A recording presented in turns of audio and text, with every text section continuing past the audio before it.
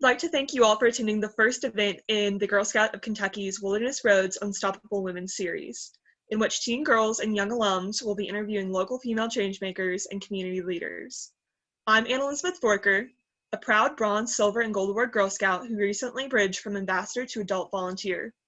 Been very active with the movement, having served as a teen member of the Council's Board of Directors, president of the Bluegrass Teen Leadership Council, and currently as a National Council delegate and on-camp staff.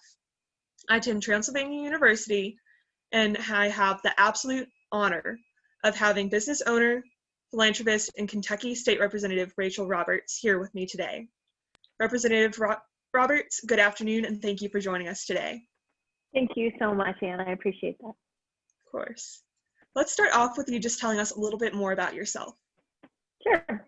Hi, everyone. Thank you so much. I'm, first of all, super honored to be the inaugural guest in this series. And please continue to watch. There's some amazing other women lined up to speak. I can't wait to see those myself. My name is Rachel Roberts. I am the state representative for District 67. I live in Northern Kentucky, and that is where I serve. I am a small business owner. I own a yoga studio that's called the Yoga Bar. My husband and I also own a marketing strategy firm specifically geared towards helping minority-owned startups launch with a clear, defined brand. My sort of passion in life is helping entrepreneurs start their businesses and helping them set themselves up for success.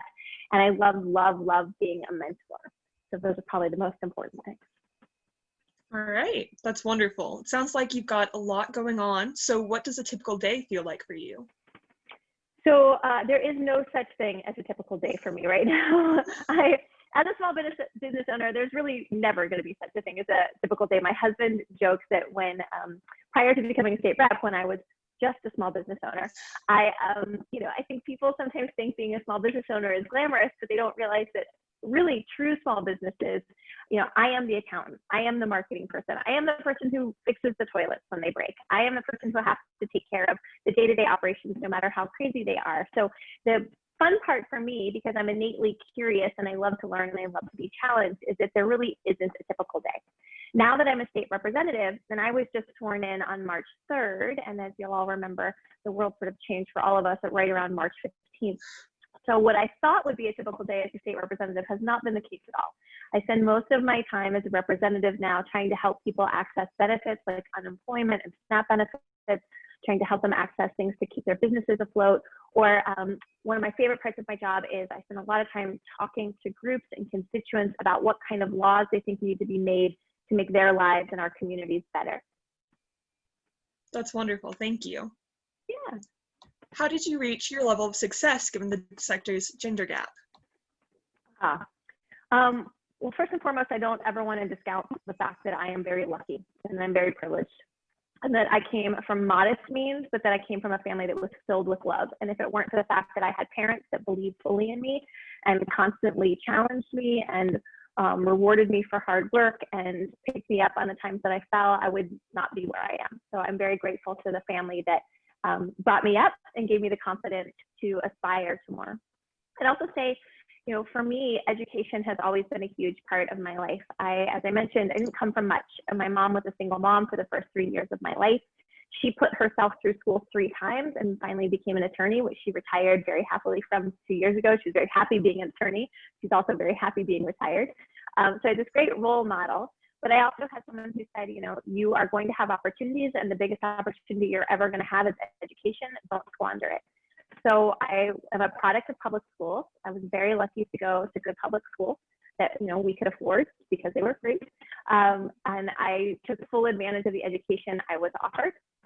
I then left home. I went to college off and on for a couple of years, but I left home to sort of explore. I'm an only child. I'd spent my whole life really close to home, so I wanted to travel. And I think for me, leaving Cincinnati, and I moved originally to Colorado, was my first big act of bravery. It was the first time I'd ever lived away from home. It was the first time I'd really been on my own, had to manage my own finances, all of those things, and I did it. And once you've done something really brave and you've succeeded at it, then it becomes easier. There's there's a saying everybody who has ever done yoga probably knows the company Lululemon. Lululemon has these bags, and on the bags they say, "What would you do if you knew you could not fail?" which is a lovely sentiment. But I think maybe the more important question for us, and one of the things that Girl Scouts teach us, is what will you do even though you failed before? Because failure can either be a tool and part of the ladder that helps you climb, and it can make you braver, or it can stop you in your tracks. And for me, those times that I failed, early on, like I mentioned, I moved away and I had to manage my own finances. Well, I didn't do that well. So in my early 20s, I made a bunch of mistakes and I got myself in debt. And my parents at that point could have afforded to get me out of it, but they chose not to. And that was one of the greatest gifts they've ever given me and one of the greatest lessons I've ever learned, because I've never put myself in that place again.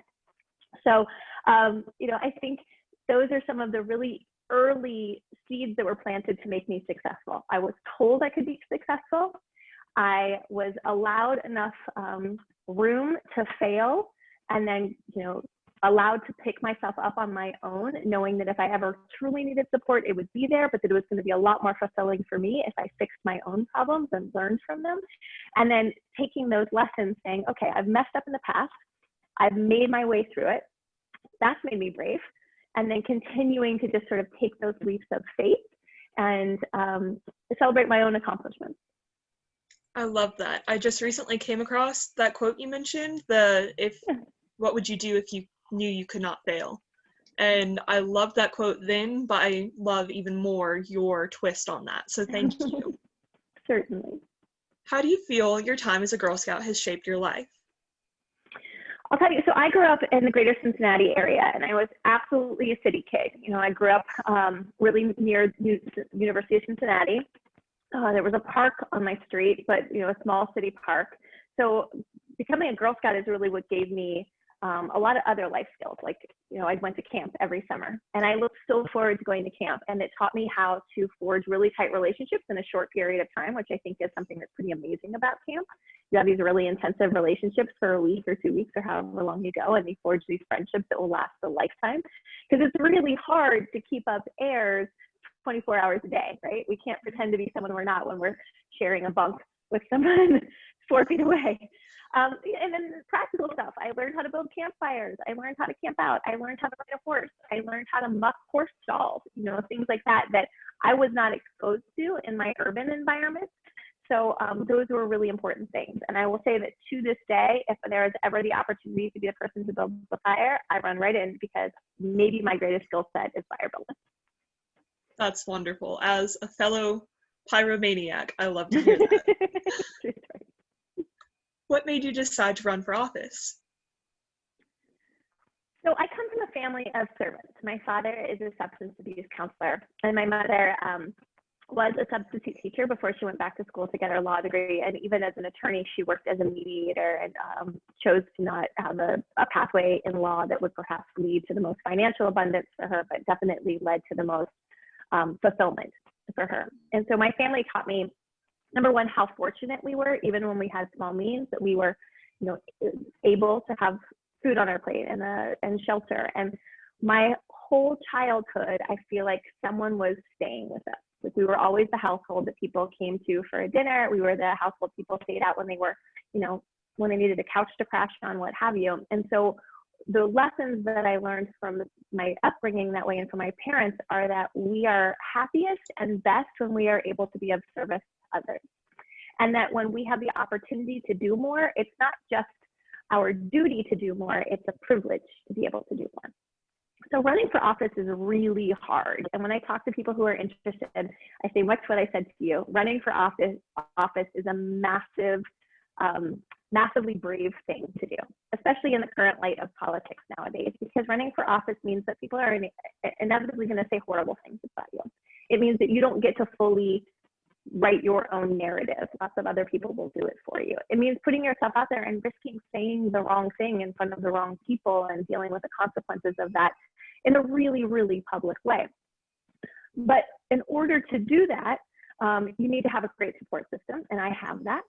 And you need to have time. So one of the reasons I think we have such fracture in our political landscape right now is because these seats are so hard to run for, because things are so divided and sometimes so mean. So what I realized when I took a look at my life is that I had the capability to run for this office. I have an amazing support system. I have the financial means to not be reliant on my income for our family. I had the time, I had the network, and had the skill set. Now, if I have all of those things, not only is it my duty, I think, to try and do more for my community, it's my honor and my privilege. One of my favorite quotes is actually from the YWCA organization, and they say, climb tough. That especially as women, we have this responsibility to work to ascend, and that every time we are fortunate enough to take a step up whatever proverbial ladder there may be, we have an even bigger responsibility to pull somebody else up with us, to perhaps pull another woman up with us. So I saw that I had the capability to do this. I had the desire to do more for my community. I thought I'd be decent at it. And I feel like it's my responsibility to step into that role of added leadership and service whenever I possibly can. That's very inspiring. Thank you. Of course. Who inspired you and how? My mom, number one. So my mom, first of all, my mom's name is Norton. Her first name is Norton. If anybody knows the song A Boy Named Sue, which probably many of you don't, but there's this fantastic old country song you should listen to that's named A Boy Named Sue. And the premise is that the dad couldn't be there, so he named his son Sue because he knew he'd have to grow up hard and strong to get through life with that name. And my mom is that. My mom's name is Norton, which is not a normal name for a woman. It's a traditional family name. It was actually my great aunt's last name, her surname. It became my great aunt's name, who was Big Norton, and my mom is Little Norton. So the first thing is, mom has this weird name. And she used that as a way to start a conversation with everyone. You know, my name's Rachel. If I say, hi, my name's Rachel, there's nothing super interesting about that. But if mom says, hello, my name is Norton, that almost always sparks a conversation. And for her, that was her pathway in to talking to people. One of the things one of my attributes that I have no control over, but I don't know how well you can tell here, but I have big blue eyes. And wherever I go in the world, people comment on my eyes.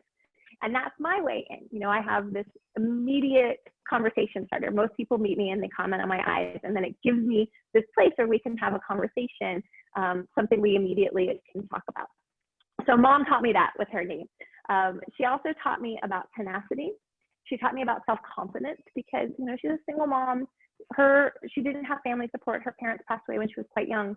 So she had to be her own best cheerleader. She had to brand and market herself before those were terms we used as women to figure out how to put ourselves in a place where opportunity would actually be offered to us, and then we could take advantage of it. She's also one of the kindest and most generous people I know. So I'll start with her. I'll also mention to you that I have a mentor. His name is Melvin Greer. Mel and I have been super close since I was 16 years old. We met through a teacher that I had. I wanted to study photography, and Melvin happened to be the senior photographer for the Cincinnati Post.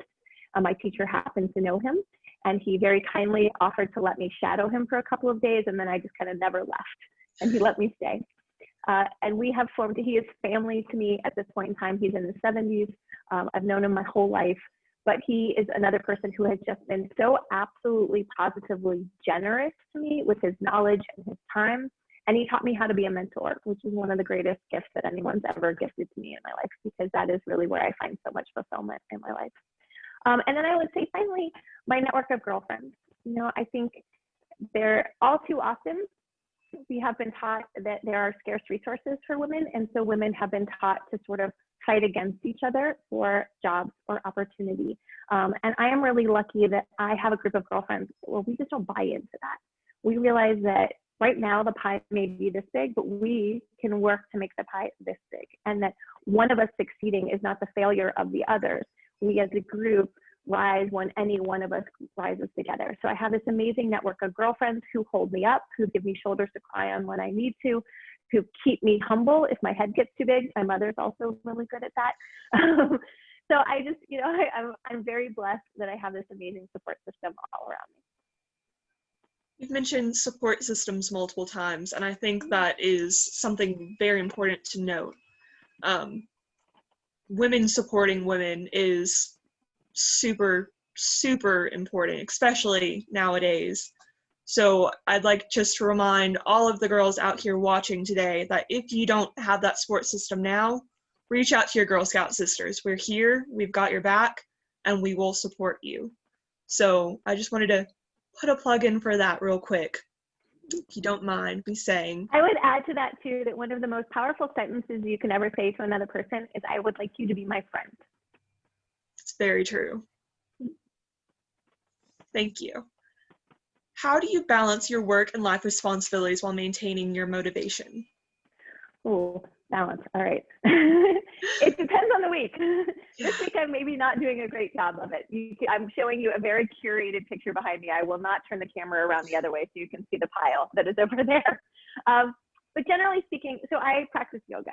So for me, my touchstone every day is my meditation practice and my breathwork practice. And as long as I can find time to breathe consciously and mindfully every day, I can slow and calm everything down. And that for me is the biggest thing. For me, it's about choosing the pace of my day, because all too often we wake up and we get going and the day takes on this pace and we feel completely out of control because the pace is not sustainable for us. So I, through that practice, have the ability to sort of take a few deep breaths and decide if I need to change the pace. Now, that's not always possible. You know, today I was in Frankfurt and I needed to be back here at 4:30 to be on this call, which meant I couldn't leave Frankfurt at 4 and make it home in time. You know, I can't control time, but I can control my reaction to it. So I use those tools of breathwork and meditation to try and bring myself into a more holistic place, even during the times when life is so frenetic that I don't eat well, I don't sleep well. The other thing I do is my sweet, sweet husband, Michael, and I have this tradition, especially when we have times when we're both really busy and we haven't gotten to connect a lot, where we stop and either over dinner or before we go to bed, we ask each other these questions. We say, what was your greatest accomplishment today? What was your greatest challenge today? And what did you see today that was beautiful? And so even if it's just that 10-minute conversation that we had, fostered by those 3 prompts, right? What was your greatest accomplishment? What was your biggest challenge? What did you see that was beautiful? That at least gives us that connection where we've talked about like sort of the most important touch points of our day. And that sometimes only takes 10 minutes. And that might be the only real conversation we get to have in a day, but we still have it and it helps us stay connected to one another. The other thing I will tell you, just from a practical standpoint, is make lists. Lists are amazing. They keep me organized and there is such a sense of fruition. I cheat sometimes and I put really silly things on there like feed yourself lunch.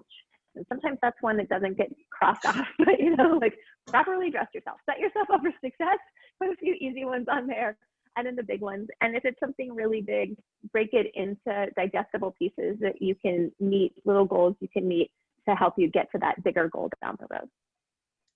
Thank you. I'm a big fan of that self-reflection, that I might not have the time I want to do everything in the day, but if I can sit down and think of the priorities, think of what I did accomplish, that always helps me manage my time better. So I appreciate having that validated.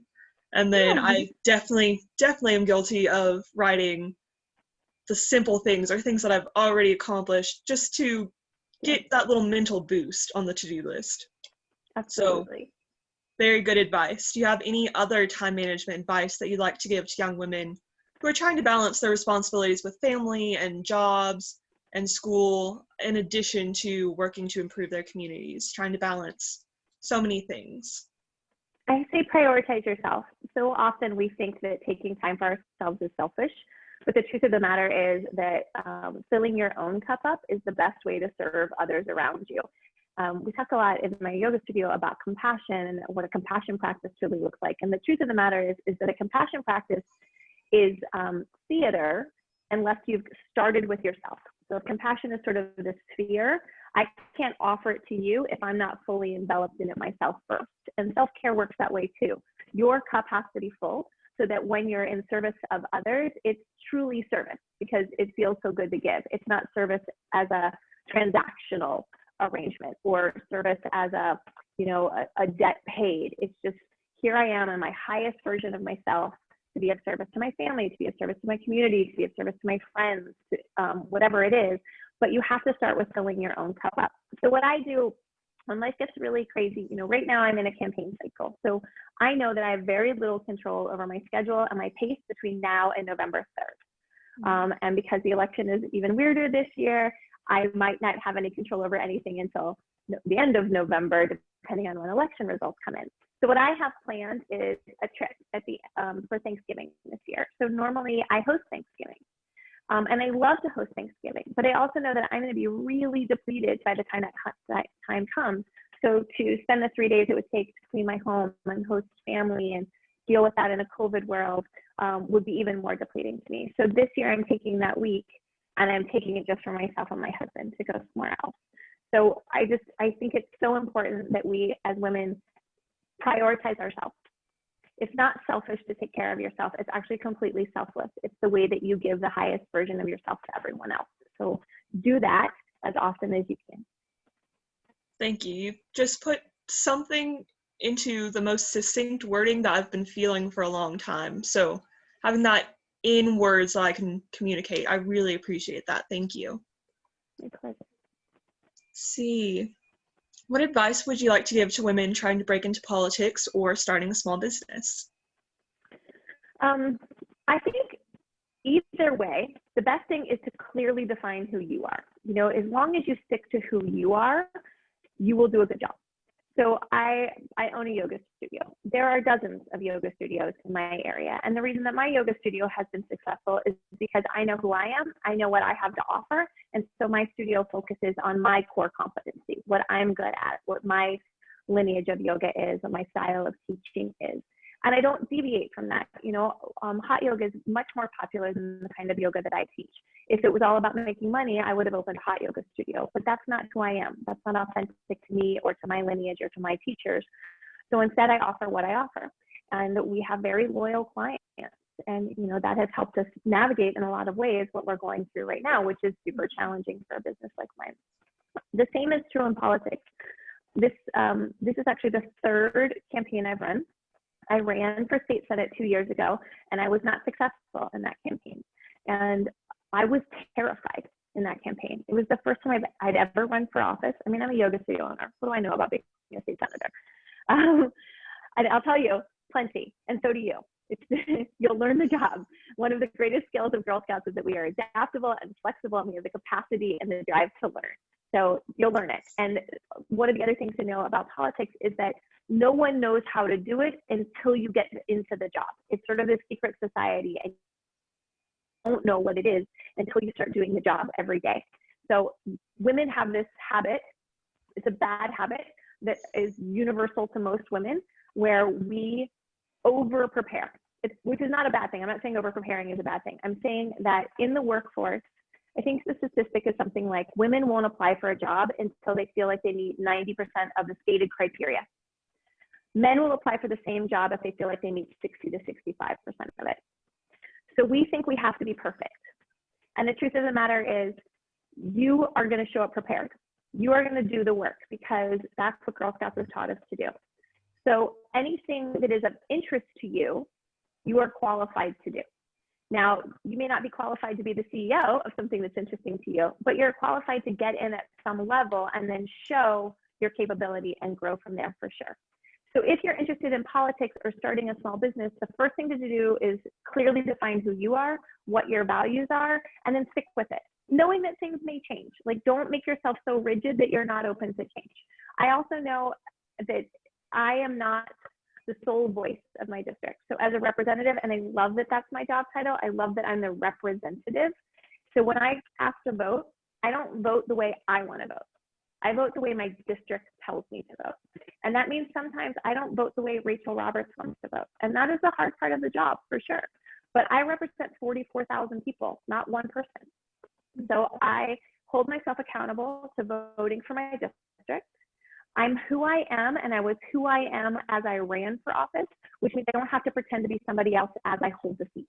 If I pretended that I was an expert at all of these things, or if I pretended like I knew all the answers when I ran for office, then people would hold me accountable to that. But I didn't run as that. I ran as a simple person who's in it for the right reasons, who's willing to learn and adapt and listen.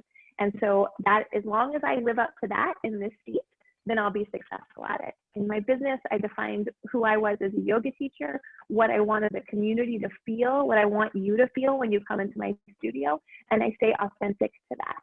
So more succinctly, if you are interested in either, and to be clear, running for office is running a small business. You have a campaign, you have a team, it's the same thing. So if you want to start a small business, or you want to run for office, define who you are, be comfortable in that, stick with it, surround yourself with good people who will say no to you and tell you when you're on the wrong path. I can't stress how strong and important that is. And then have faith that you can do it. And I'll tell you, one of the best things about small business ownership is that when I mess up, fine, it's my business. I learn, I adapt, I do something else. I try not to repeat the same mistakes. And that is really fun. That is awesome. I have almost as much fun messing up as I do when I succeed, because I learn so much.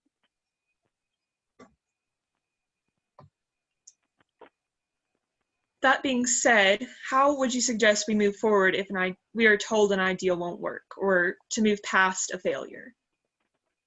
If someone tells you something won't work, take pause, because they might be telling you the truth. So take pause. But then think about it. You know, if you truly feel like something can succeed, keep taking steps towards it. I will tell you that a couple times in my life, I have tried to force something that was wrong. And it has become really clear, it became really clear to me that the universe, or however you want to think about it, was sending me messages that say, this is not going to work. And the times that I try to force something to work are the times that I suffer. So I would step back and I'd say, okay, sometimes it would take me a while to learn the lessons. Hopefully it wasn't a very expensive lesson. Or if someone said, no, don't do that, I would figure out what their level of expertise is. You know, like my husband is a designer, and he's a really phenomenal designer. He is not an accountant. So if he told me this isn't going to work financially, and I thought it was, I might not take his advice in that as well as I would if he was like, this brand is not good. Then I would definitely take his advice, right? So figure out who's talking to you and what their motivation is. So if they're saying, no, this won't work because there's jealousy, or there's, I don't know, if you feel like their motive is not necessarily altruistic, then you're going to put a certain weight to that. If you feel like it's a friend who's just really scared for you or worried for you, or perhaps not as brave in that way as you, put a different kind of weight on that. And then if someone truly says no, and that gives you enough pause, ask someone else too, someone that you trust. I think that's why it's so important to have a mentor, because mentors aren't there to be your friends. Mentors aren't there to tell you yes to every idea you have. Mentors are there to be realists. And having that realist in your life is amazingly powerful and potent. Thank you. What would you tell young women who are just entering the workforce? What would you like us to know? I would like you to know that you are good, that you are talented, and that you will have to work a little bit harder. Those barriers are starting to break down. One of the bills I put forward this year is a bill that says you can't ask someone's salary history when you offer them a job, because it's one of the ways that women have been paid less historically. You know, if I started in the workforce, I'm 47 years old. So my first big girl job was when I was 22 years old, and I was probably making $18,000 a year. So if I left that and went to the next job and said I made $18,000 a year, but it was a job that they had budgeted $35,000 a year for, they're going to pay me $18,000 a year, or maybe $19,000 a year to entice me to come. So because women tend to enter the workforce at a lower pay wage, if you're required to tell people your salary, you're kind of never going to have that chance to equalize. So I tell you that because we haven't broken all those barriers yet. And the truth of the matter still is you're going to have to work a little bit harder. But put yourself in a place where you are seen, where you have an opportunity to have your voice heard. Don't apologize. One of my pet peeves is that we as women, a lot of times will say, I'm sorry. One of the greatest pieces of advice I ever got was, if you're late, don't show up and say, I'm sorry. Say, thank you for your patience. Just pay attention to the wording. Don't apologize so much. Don't let people interrupt you. Be forceful when you're in a meeting. Make sure your voice is heard. When you have ideas, don't be afraid to share them, because a lot of ideas aren't going to work. But the more you throw out there, the more people are going to start thinking of you as someone who has ideas. The more chance you have, this law of averages, to throw something out that will be the solution. If you feel like someone's not seeing you or hearing you and there's no room for you to move up, then it's probably a sign to move somewhere else. I've been really fortunate to have good bosses when I had, proper jobs before I worked for others, who were great and told me that I was talented and that I could be more than I thought I could be. If that's not the case for you, then it may be time to look for another boss. But also, you're going to need to be a little bit patient. So I'm not saying that that's the truth 6 months into your job. I'm saying that's the truth maybe 2 or 3 years into your job.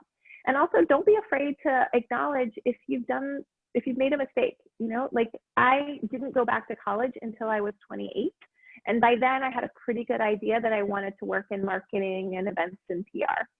If I'd gone to college at 18, which was my original plan, I would have gotten a degree in photojournalism, which probably wouldn't have done me much good by the time I was 24 or 25 and digital cameras had started to come out.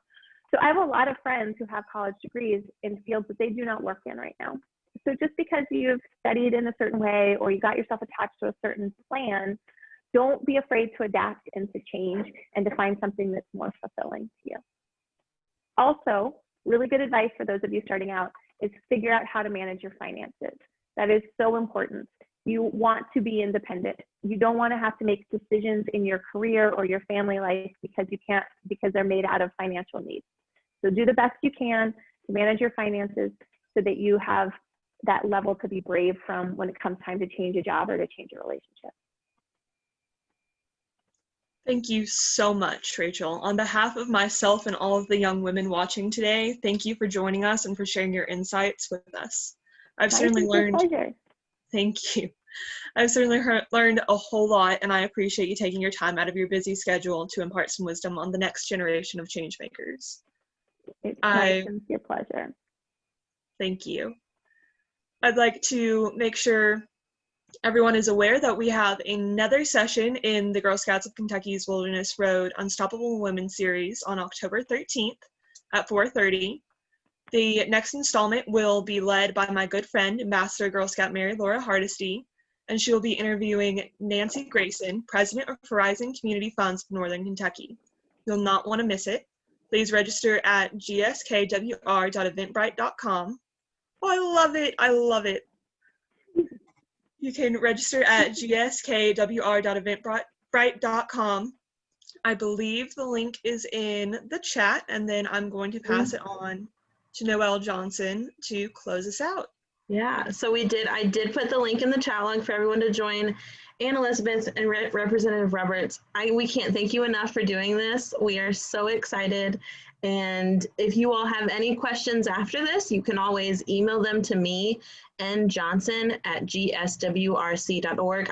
I'm sure Representative Roberts might be okay with me emailing them over to her and then can get them out to you all. Thank you all so much for joining. This was very inspirational. Have a great evening, everyone. Thank you. Thank you. Thanks, everyone.